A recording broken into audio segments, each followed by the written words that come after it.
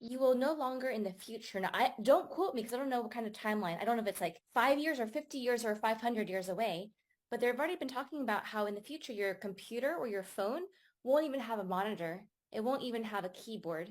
You'll just think it and it'll happen. So that's when you start aligning with quantum right there. So who knows what that'll look like when it comes to the digital ID. But I think in the meantime, we're going to have the NFT version of it.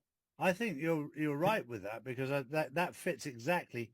Rather than having the ID would be a physical token on your in your wallet. I think that would make sense. Yeah, That and You, ties. it you sounds know, like, I mean, I never heard of people using the token word as it, like in terms of the physical money, but it makes sense because they're trying to get people to normalize the notion of having a token, and therefore when they learn about blockchain tokens, it'll be a much easier transition for them to understand like what does digitalization mean?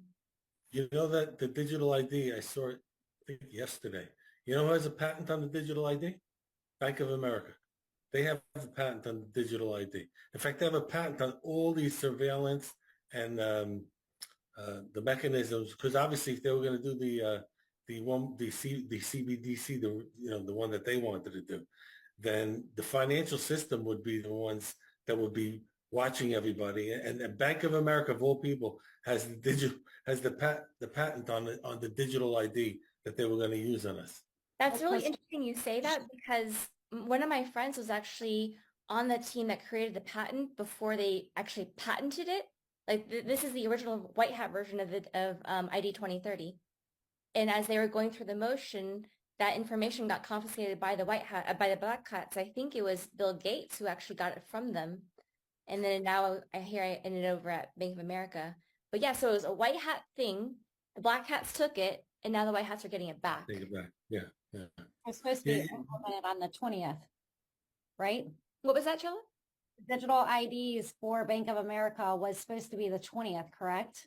yeah. That's what started the terms of it. Oh, I hadn't heard about Yeah. that. Yeah. You ever wonder why do we have to go to the post office to get a passport?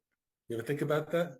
Mm. Because, the post office is really how commerce, all worldwide commerce went through the post office when the crown, owned virtually everything. So, you would think you have to apply to the government, directly to the government or something.